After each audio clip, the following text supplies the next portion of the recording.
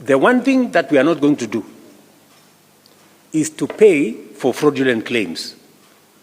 Ile kitu iliangusha NHIF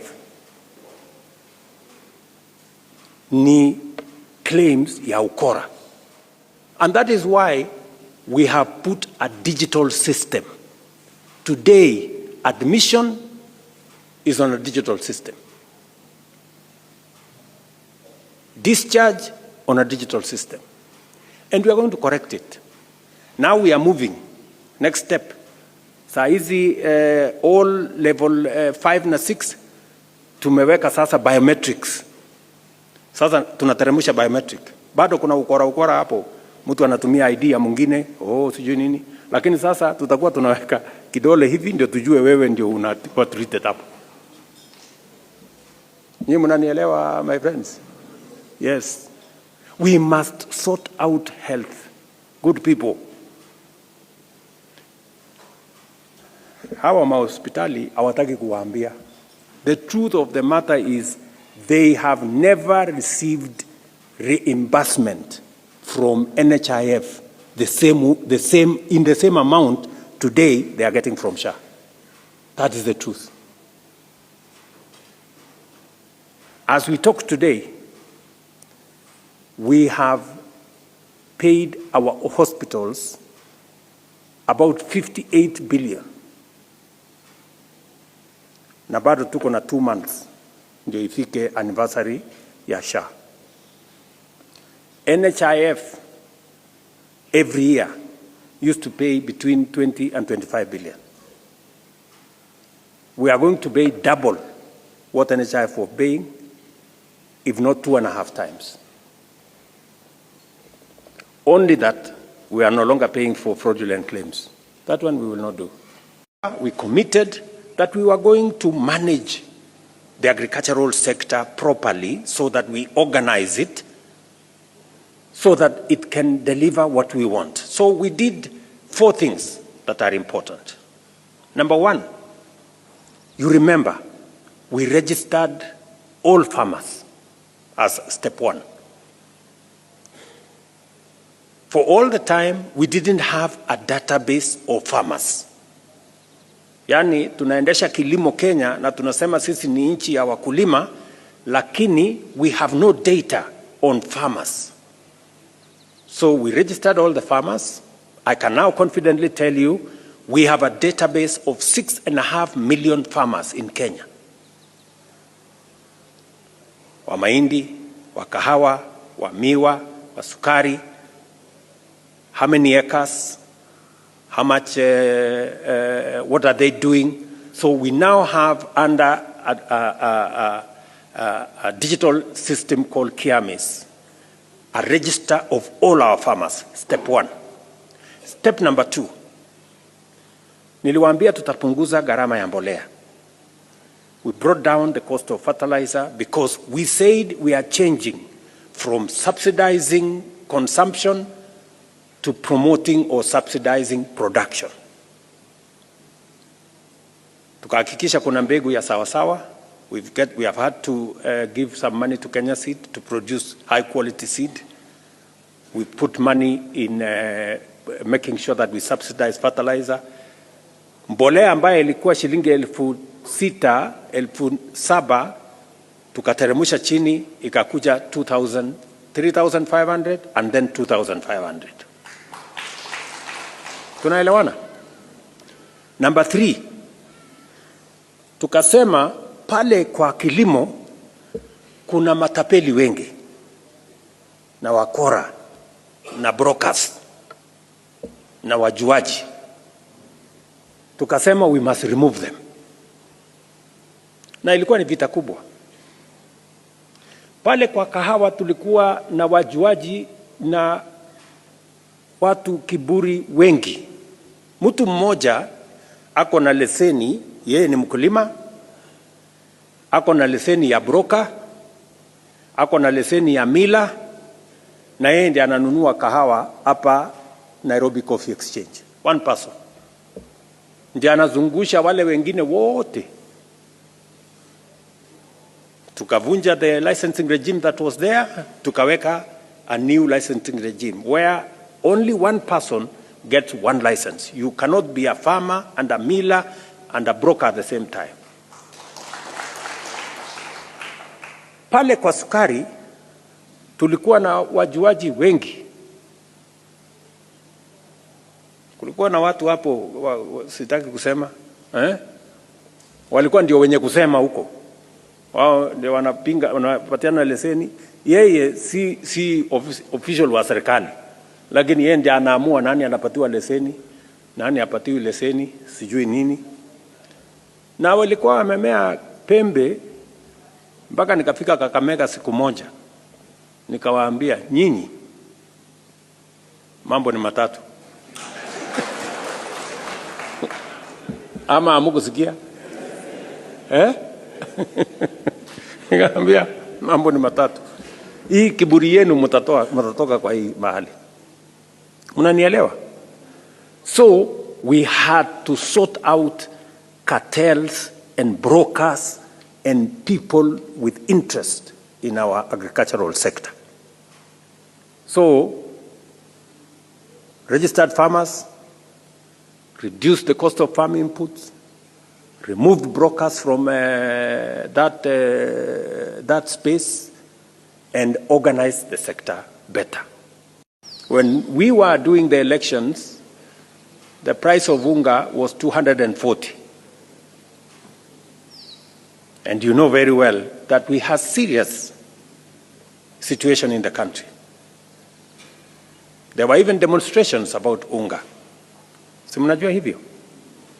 And it was necessary for us to make some decisions on how do we deal with matters agriculture. Because matters agriculture are important for three reasons. Number one, cost of living.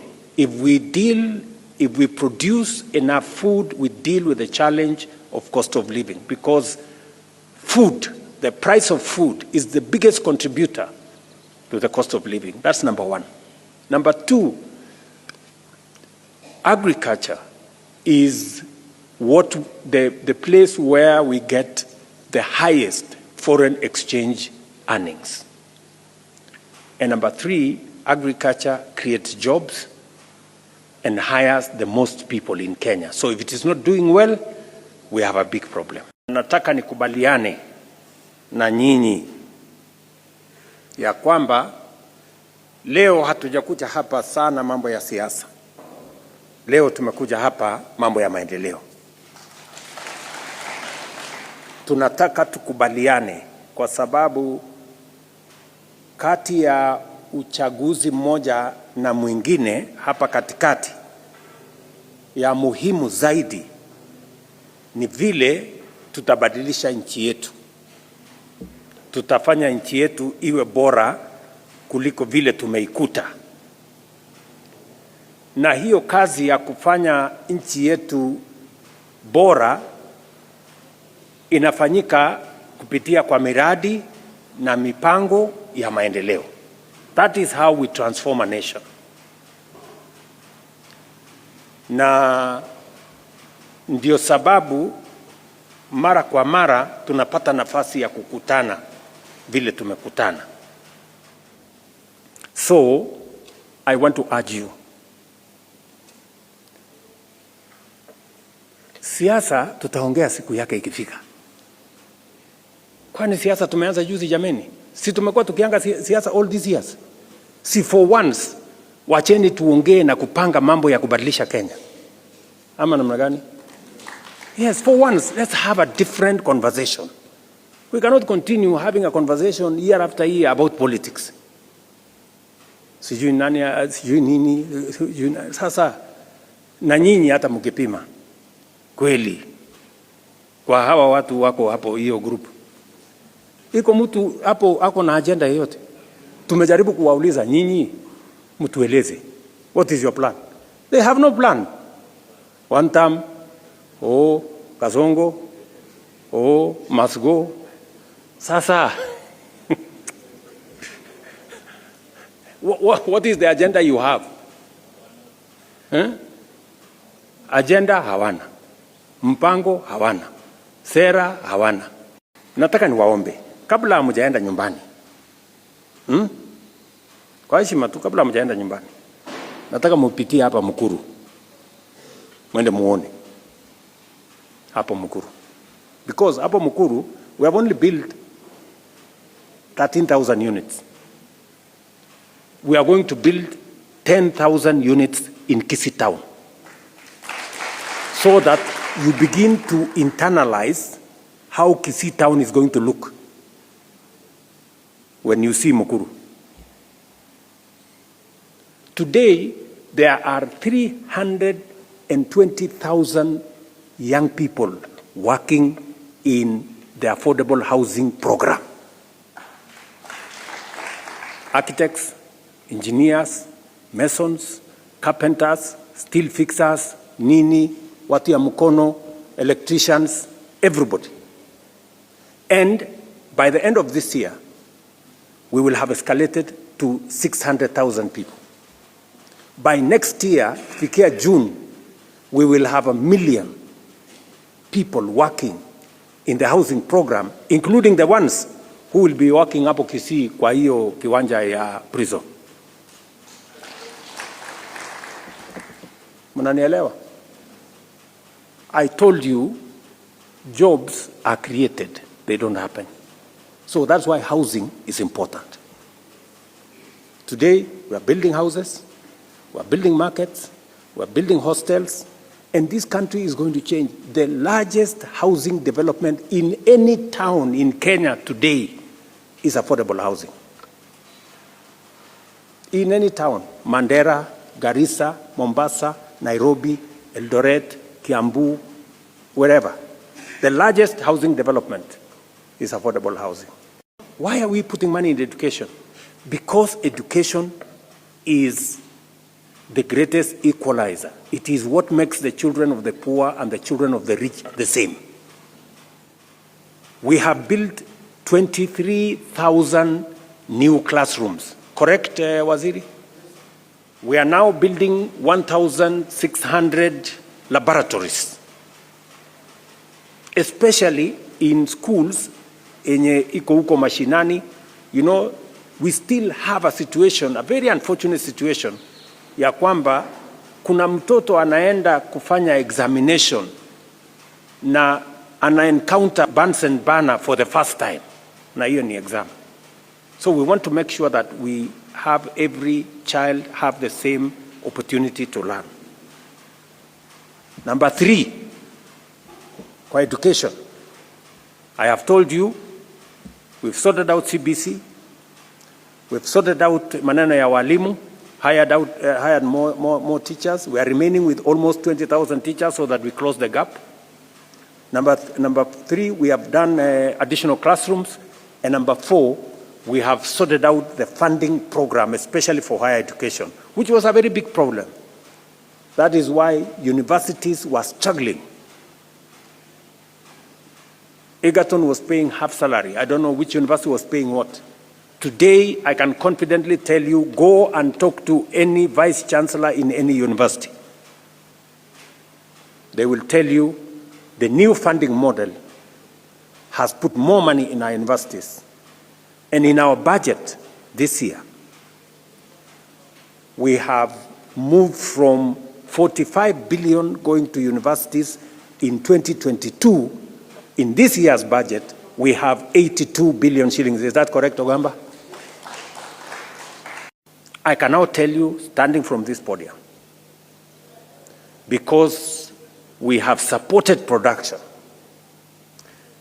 Our production of maize, for example, we were producing an average of between 40 and 44 million bags of maize. Last year, tulipata 64 million bags of maize. This year, by God's grace, mvua Mungu ametujalia, our target is 75 million bags this year. Ni mnanielewa? Kahawa, huyu muungwana ameongea mambo ya kahawa. Kahawa ilikuwa shilingi 60 kwa kilo in 2022. Leo kahawa is between 100 and 140 shillings per kilo. Bwana chairman, mkubwa. True or not true? Mnanielewa? Because we have sorted out the cartel yenye ilikuwa inazungusha wakulima pale. Watu wa KTDA wanajua walikuwa wananunua mbolea 5,500 when I came into office my first day. In fact, the first group nilianza subsidy ya mbolea ilikuwa KTDA. We have now reduced the price. KTDA, we are subsidizing as government. They are buying fertilizer today at 2,500. Ni kweli bwana mkubwa, si kweli? Yes. Na hasemi kweli kwa sababu wako State House. It is the truth. Ukitaka uende ulize kwa pale kwa KTDA. Nyinyi mnanielewa? Our earnings kwa chai was 154 billion in 2022.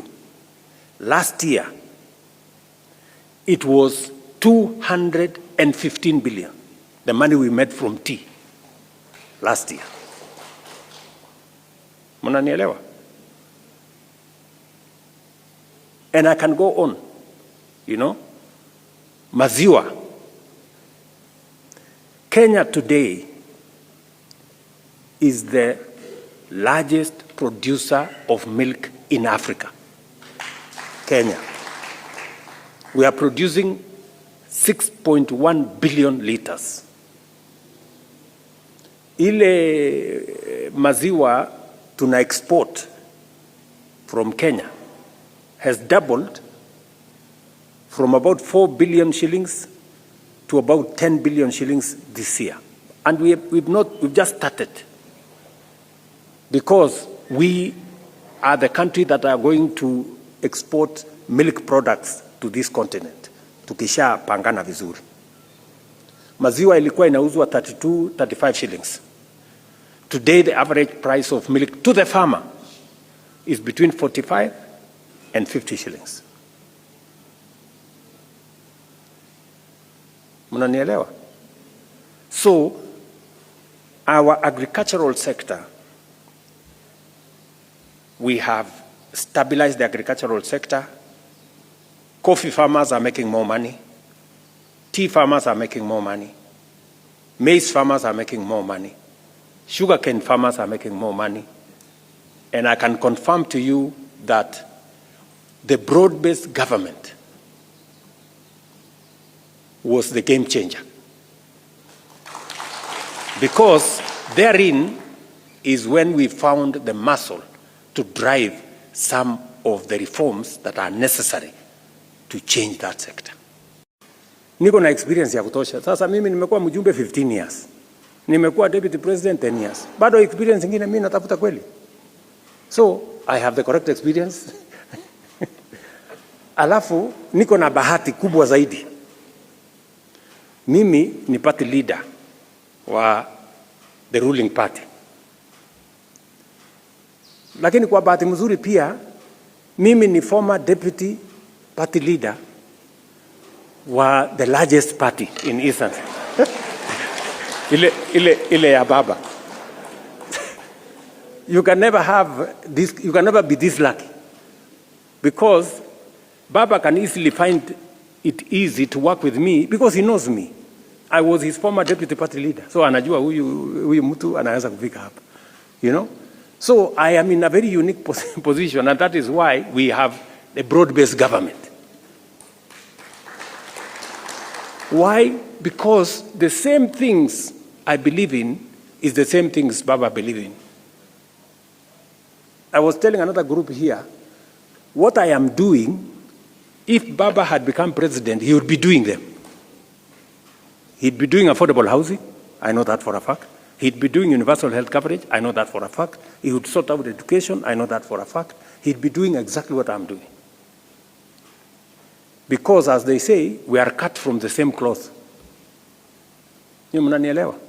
So we are in a very unique position.